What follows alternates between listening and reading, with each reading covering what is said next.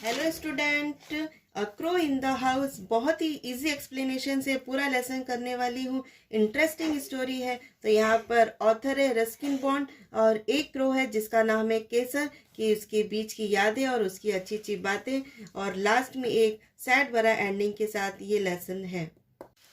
The young crow had fallen from its nest and was fluttering about on the road. Young crow means एक baby crow जो कि अपने nest में से नीचे गिर जाता है सड़क पर के आ करके, और उसके जो पंख थे वो फड़फड़ा रहे थे।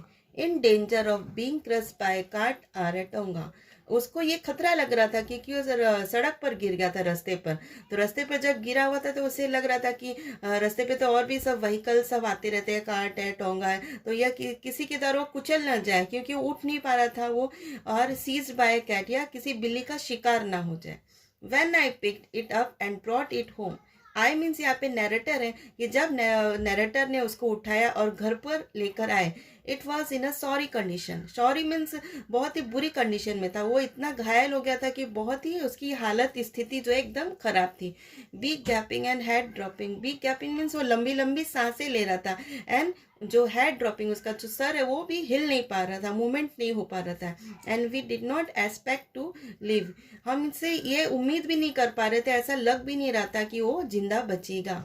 But grandfather and I did our best bring it round. लेकिन जो दादाजी हैं और मैंने मिल करके उसको अच्छी ट्रीटमेंट देने का और उसको इस सिचुएशन से बाहर लाने के लिए, तो we feed it by prising its beak and gently open with a pencil. हमने उसे खाना खिलाने के लिए एक पेंसिल के द्वारा उसकी जो चोंच थी उसको हमने ओपन किया, क्योंकि वो इतना घायल था कि अपनी चोंच को खुद नहीं उठा पा रहा था। तो हमने उसको पेंसिल के द्वारा ओपन किया and pushing in a little bread and milk, और जो ब्रेड का टुकड़ा और थोड़ा सा मिल्क उसके मुंह में घुसाया, और बाद में pencil, and then removing the pencil, और हम बाद में फिर पेंसिल निकाल लेते थे टू अलाउ इट शैलो, उसको निगलने के लिए। शैलो मीन्स निगलने के लिए बाद में हम पेंसिल निकाल लेते थे। We varied this diet with occasionally. हम ये उसे कभी कभार, ये हमेशा ऐसा नहीं देते थे। Dose of grand mother's home made plum wine. इसके अलावा भी जो ग्रैंड मदर थी, दादी माँ, उनका घर का बना हुआ प्लम वाइन भी हम उसे देते थे। And as a result the young crow was soon on the road to recovery. और उसका ये नतीजा, परिणाम ये हुआ कि जो बेबी क्रो था धीरे धीरे वो रिकवरी, मतलब उसकी सेहत जो है सुधर रही थी। He was offered his freedom but he did not take it. उसे ये आज़ादी, ये ऑफर दिया जाता था, हम उसे ये घर पे ही बंद करके नहीं रखते थे, उसे आज़ादी भी दिया था कि वो बाहर जाए। Instead he made himself at home in the house. इसके अलावा उसे घर पर ही रहना पसंद आता था, मतलब उसे आज़ादी मिली थी लेकिन वो बाहर आना जाना उसे पसंद नहीं था। इसके अलावा वो घर पे ही रहना उसे अच्छा लगता था। Grandmother and Mabel. Grandmother जो थी दादी माँ, उनका नाम था and Mabel, and even some of grandfather pets object. और इसके अलावा जो ग्रैंडफादर, जो दादाजी के दूसरे पेट्स थे घर पर, but there was no way of getting rid of the bird. लेकिन ऐसा नहीं था कि वो जो दूसरे पेट्स ऑब्जेक्ट थे उनके पास में छोड़ दिया जाए, क्योंकि वो भी उसको पसंद नहीं करते थे, वे भी सब उसको पसंद नहीं करते थे। He took over the administration of the house, because कि वो पूरे घर पर अपना प्रशासन चलाता था, उन सब पर भी अपना शासन, एक जैसे मालिक कैसे ऑर्डर देता है इधर उधर सब करना, या किसी को वो इस तरीके का स्वभाव वाला था कि दूसरे को परेशान करना, इस तरीके का उसका नेचर था। तो बाकी जो पेट्स ऑब्जेक्ट थे वो भी उसे उसके साथ रहना घर पर पसंद नहीं करते थे। We were not sure that he was male. हमें पूरा पक्का नहीं कह सकते, हम श्योर नहीं कह सकते कि वो मेल था यानी पुरुष था, बट वी कॉल्ड हिम केसर। लेकिन हम उसे केसर के नाम से बुलाते थे। बिफोर लॉन्ग, बहुत समय बाद, Caesar was joining us at meal time. वो हमारे साथ खाने के लिए हमारे साथ ज्वाइनिंग मतलब हमारे साथ बैठने लगा था। Beside finding his own grubs or beetles in the garden. इसके अलावा भी वो जो गार्डन में था, ग्रब्स आर बिटल मतलब स्मॉल इंसेक्ट जो गार्डन में मट्टी में हुआ करते हैं, तो वो उसे ढूंढता रहता था। He dance about on the dining table. वो जब हमारे साथ खाने पर बैठता था हमारे साथ, तो वो डाइनिंग टेबल, जो खाने का टेबल होता है, उस पर डांस करता रहता था। Give and no peace until he had been given his small bowl and meat and soup and vegetable। वो इतना परेशान, इतना नॉइज करता था, जब तक कि उसे जो है मीट और ये वेजिटेबल सूप बाउल में ना मिल जाए तब तक वो पूरा अशांति कर देता था, बिल्कुल भी शांति नहीं रहने देता था। He was always restless. वो कभी भी आराम नहीं करता था। फिट गेटिंग अबाउट, कुछ ना कुछ ढूंढना, और वो कुछ ना कुछ ढूंढने के लिए झटपटाते रहता था, मतलब किसी भी चीज़ के लिए परेशान रहता था कुछ ढूंढने के लिए। इन्वेस्टिगेटिंग थिंग, खोजबीन करना, इन्वेस्टिगेशन मतलब कुछ खोजना, ऐसे पतरे मतलब परेशान रहता था।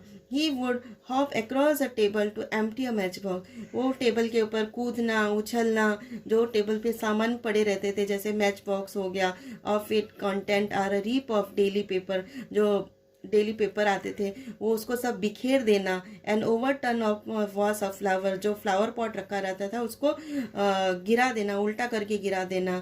टग at the tail of one of the dog, और जो घर में डॉग था उसकी टेल खींचना, यानी पूंछ खींचना, टेल मीन्स पूंछ। इस तरीके की उसकी हरकतें थी। अभी तक आपको मेरा वीडियो पसंद आ रहा है तो सब्सक्राइब कीजिए। That crow will be ruin of us, ruin means होता है मतलब परेशान करना, इधर उधर सामान बिखेर देना, सब उथल पुथल कर देना। तो जो क्रो था वो केसर पूरा घर का सामान इधर उधर पूरा बिखेर करके पूरा घर खराब कर देता था। ग्रम्बल्ड, ग्रम्बल्ड मतलब नापसंद करने की रिट लगाए रखना, और वो कौन करता था? Grand mother. ग्रैंड मदर ग्रम्बल्ड मतलब हमेशा दादी माँ का ये रहता था कि वो उसे पसंद नहीं करती थी, तो वो हमेशा घर में ये उनका रहता था कि वो उसको पसंद नहीं कर रही है तो उसे किसी पिंजरे में बंद कर दिया जाए। Picking marigold of the carpet, उसने क्या किया दादी माँ ने, जब वो अपना काम कर रही थी मैरीगोल्ड के जो फ्लावर्स है वो कारपेट्स में से जब उठा रही थी, तो वो उठाते उठाते ये बोल रही, can't you keep him in a cage, मतलब क्या इसे पिंजरे में बंद नहीं कर सकती क्या? वो इतना मतलब परेशान हो गई थी दादी माँ उसकी शैतानियों से कि वो घर में हम सबसे यही बार बार रट लगाती थी कि उसे पिंजरे में बंद कर दिया जाए।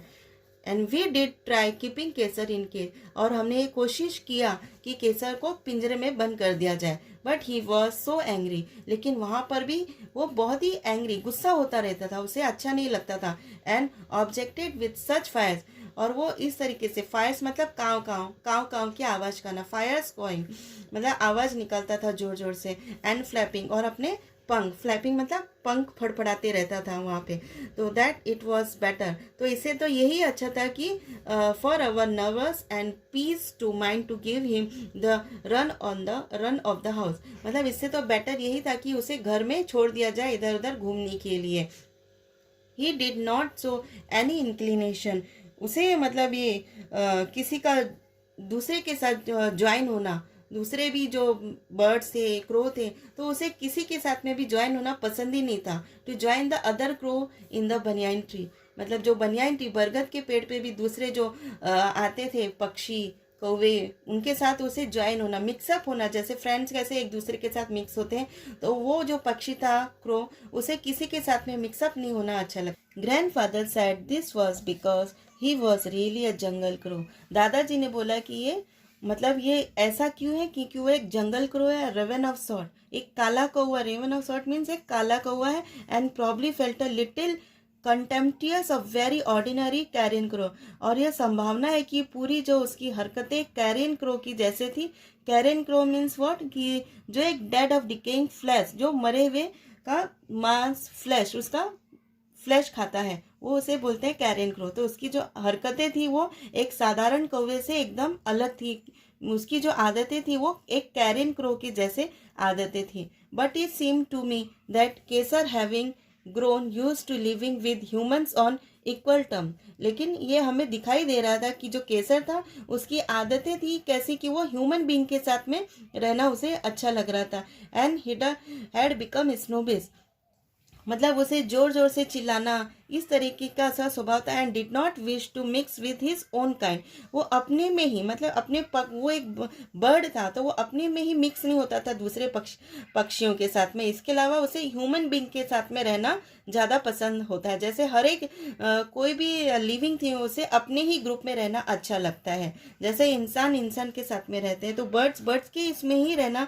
उसे ज़्यादा पसंद आता है। लेकिन इसके अलावा जो उसका नेचर था उसे ह्यूमन बींग के साथ में रहना अच्छा लग रहा था, ना कि अपने ही ग्रुप में उसे अच्छा लगता था। He would even squabble with Harold the hornbill, इसके अलावा जो उनके घर पे एक था हॉर्नबिल, सेम ही है दोनों, हॉरल्ड द हॉर्नबिल, उसे हॉर्नबिल बोला जाता था हॉरल्ड को, तो उनके साथ में भी उसे, वो पक्षी था एक हॉर्नबिल, उसके साथ में भी उसे अच्छा नहीं लगता था।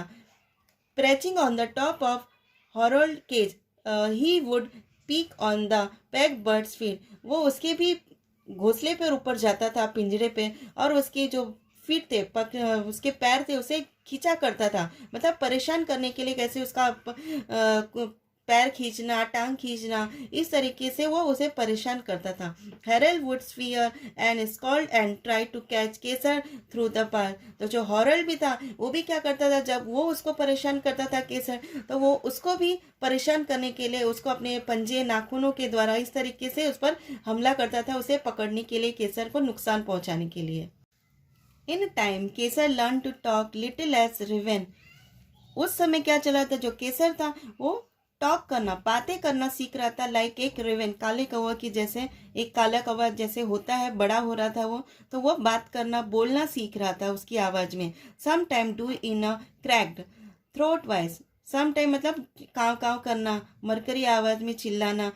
He would sit for hours outside the window, वो कई घंटों तक खिड़की पर, विंडो पर बैठा रहता था। And banging on the glass with his beak and calling hello hello, मतलब जो ग्लास था उस पे अपनी चोंच रख करके वो इसे घसीटता था कि उसमें से आवाज निकलती थी, और वो हेलो हेलो इस तरीके से बोलना सीख गया था।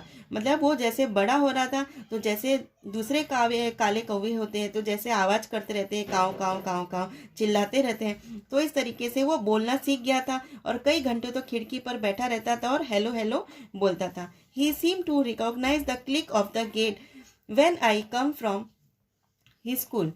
जब वो ऐसा मुझे पहचानने लगा था, मतलब ऑथर को वो पहचानने लगा था कि जब वो स्कूल से आते थे तो वो उसको पहचानने लगा था कि अभी ऑथर जो है स्कूल से घर पर आए हैं। And would come to the door with a hop, और वो इतनी जल्दी से जंप करके तुरंत ही दरवाजे पर आ जाता था, स्किप एंड जंप, कूद कर आ जाता था दरवाजे पर। एंड सेइंग हेलो हेलो, और वो उछल कूद करके आता था और बोलता था hello hello. I had also taught him to sit on my arm and say kiss kiss. इसके अलावा जो ऑथर ने उसको ये भी सिखाया कि वो मेरे कंधे पर आकर बैठे और किस किस बोले। While he placed his hand gently against my mouth. और इसके अलावा वो क्या करता था कि वो जेंटली एकदम आता था और जो अपना सर है वो मेरे मुंह पर लगा देता था, मतलब ऑथर के मुंह के पास में इतना अपना सर आकर के लगा देता था। अभी तक वीडियो पसंद आ रहा है तो सब्सक्राइब कीजिए। On one of ant मेबल visit, एक बार जो ग्रैंड मदर थी एंट मेबल जो थी वो आई घर पर। Caesar alighted on her arm and crack, Caesar जो था वो आया, उनके कंधे पर भी बैठ गया एंड किस किस बोलने लगा। एंड मेबल वॉज डिलाइटेड मतलब खुश हो जाना, खुशी देना, मतलब उसकी ऐसी जो उसने किया केसर ने, तो उनको बहुत अच्छा लगा, वो खुश हो गए। And possibly flatter and lean forward for a किस, लेकिन उन्होंने उसे फॉरवर्ड मतलब दूर किया क्योंकि उनको ये सब पसंद नहीं था। But Kesar attention shifted to my and gleaming spectacles, लेकिन जो केसर था उसका जो अटेंशन, उसका जो ध्यान था वो वहाँ से हट करके वो कहाँ पे गया, जो एंट मेबल ने वो जो चमचमाता हुआ चश्मा पहना हुआ था, स्पेक्टल्स मतलब जो एकदम ग्लीमिंग चमकदार चश्मा पहना हुआ था, उसकी जो केसर के जो ध्यान था, अटेंशन, वो वहाँ पर चला गया। And thrusting at them with his beak, और अपने बीक यानी चोंच के द्वारा वो उसे परेशान कर रहा था दादी को, और उसका जो ही नॉक दैम ऑफ, वो चश्मे को निकालने की कोशिश कर रहा था अपने चोंच के द्वारा। And Mabel never was a success with the pet, और जो एंड मेबल थी उसे बिल्कुल भी ये सब उसकी आदतें पसंद नहीं थी, और वो इसके लिए कभी भी जो पेट्स के थे वो नज़दीक नहीं जा पाई, और पेट्स भी कभी उनके नज़दीक नहीं जा पाया।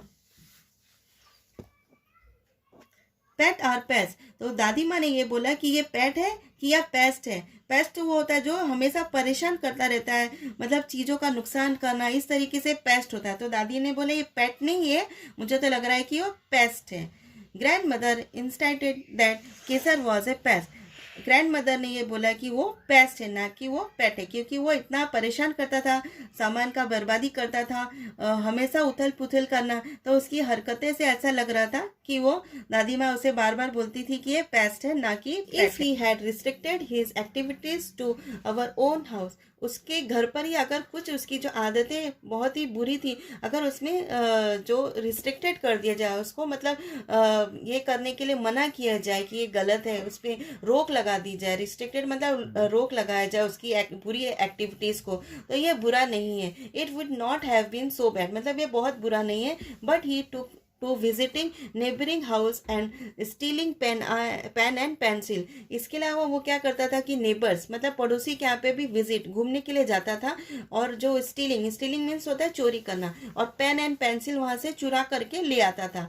वो hair ribbons, combs, key, shuttlecocks, toothbrushes and false teeth. तो इस तरीके से वो सारे जो हेयर रिबन्स हैं, कोम्स हैं, कीज है, शटल कॉक है, टूथ ब्रशेस हैं एंड फॉल्स टीथ मतलब जो खराब जो पड़े रहते टूथ ब्रशेस, वो सब उठा करके वो ले आता था. And he was specially fond of tooth brushes. लेकिन उसका जो सबसे जो स्पेशली था, मतलब मुख्य तौर पे वो क्या उसे पसंद आता था चुराना, वो था टूथ ब्रशेस. मतलब उसे टूथ ब्रशेस का कलेक्शन बहुत ही पसंद था. And made a collection of them on top of the cupboard in my room.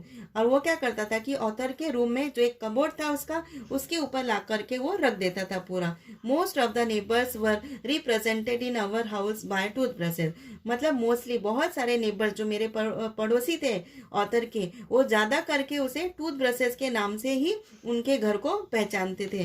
Tooth brushes sale went up that year. उस साल क्या हुआ कि टूथ ब्रशेस की इतनी बिक्री, बहुत सारी बिक्री हो गई. So did grandmother's blood pressure. और ये सब जो कौवे की केसर की हरकतें थी, ये सब उसकी जो हरकतें सुन सुन करके दादी माँ का ब्लड प्रेशर बढ़ता रहता था. Caesar spied on children going into the bania's shop. Caesar क्या करता था जब वहाँ के पड़ोसी के बच्चे जब जाते थे बनिया की दुकान पर, and often manage to snatch sweet from them as they came out. जब बनिया के बच्चे जब दुकान पर जाते थे तो वो क्या करता था कि उनके हाथ से जो स्वीट्स मिठाइयाँ वो उड़ करके लेके छीन के उड़ के भाग जाता था. Cloth PACS fascinated him. तो जो क्लॉथ पैक जो क्लिप होते हैं कपड़े पे लगाए जाते हैं, तो वो निकाल लेना. Neighbours would return from the bazaar to find their washing line in the mud. Neighbour जब बाजार जाते थे तो ये क्या करता था केसर की, वहां पर जाता था और जो कपड़े पे लगे रहते थे क्लॉथ क्लिप, उससे निकाल देता था, और जो कपड़े थे वापस आने पर उन्हें सब वो नीचे मड में पड़े हुए मिलते थे. And no sign of the packs. और कोई भी उन्हें पहचान नहीं मिलती थी कि किसने ये हरकतें किया, क्योंकि उसका कोई साइन ही इनको नहीं मिलता था. This too found their way to the top of my cupboard. और ये सारी चीजें जो भी वो लाता था वो सब मेरे कबोर्ड के ऊपर ही मिलती थी. It was Kesar gardening activities that finally lead to disaster.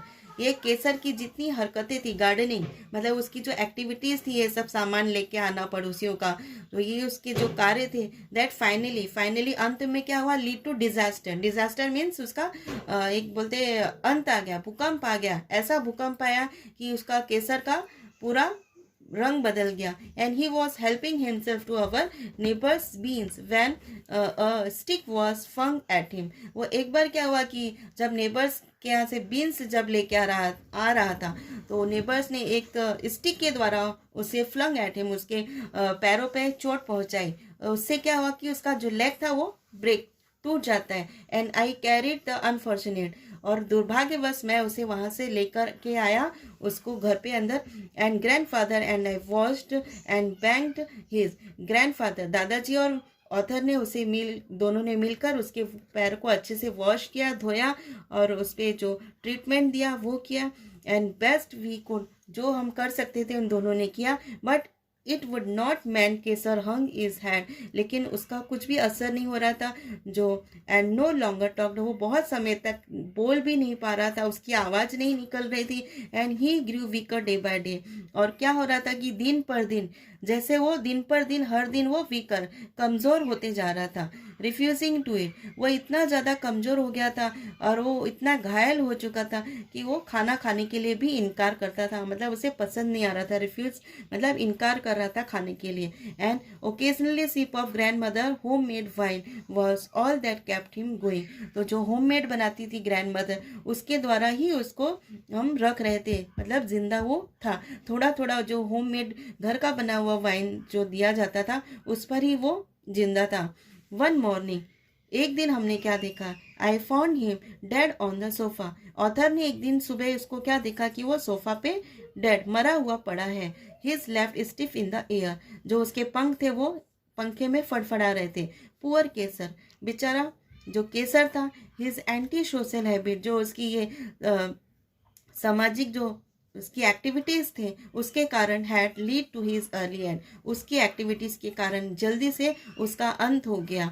I dug shallow grave in the garden, author ने एक गार्डन में गड्ढा खोदा एंड बरीड हिम देयर, और उसको वहां पर गाड़ दिया along with all toothbrushes, जितने भी उसके टूथ ब्रशेज थे उसके साथ में, एंड क्लॉथ पैक, जो क्लॉथ पैक से he had taken so much trouble to collect, जो कि वो सब सामान इकट्ठा करने के लिए उसने बहुत सारी परेशानियां उठाई थी, वो सबको उस कौवे के साथ में सब चीज को उसके सामान के साथ में दफना दिया। तो इस तरीके से उसका बहुत ही बुरा अंत हो गया। उसकी जो एक्टिविटीज थी, गार्डनिंग एक्टिविटीज के कारण उसका ये लास्ट में दी एंड सो बैड एंड हुआ इस लेसन का। लेफ्ट वाले वीडियो से द ग्रुप देख सकते हैं आप, और राइट वाले प्लेलिस्ट से आप मैथ लर्निंग के वीडियो देखिए, और बीच वाले बटन से सब्सक्राइब कीजिए। Thank you.